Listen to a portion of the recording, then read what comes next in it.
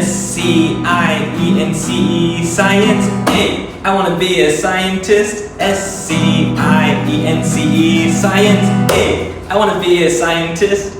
Hello students, and welcome to science class with teacher Alec. Come back for another semester. We have a whole new bunch of science experiments, including STEM experiments, so you don't want to miss it. See you next semester. This experiment is about air pressure. All we need is 3 bottles with different food coloring in each one and a balloon. And we're going to see which one has water come out first. So first, blow up your balloon.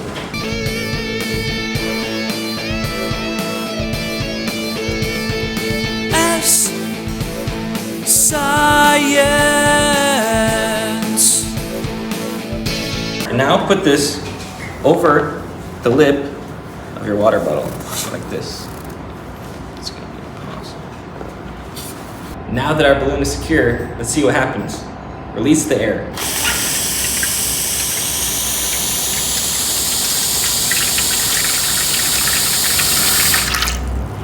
Just like that. How cool. Technology. That was a fun experiment with air pressure. Good job and goodbye. See you next time.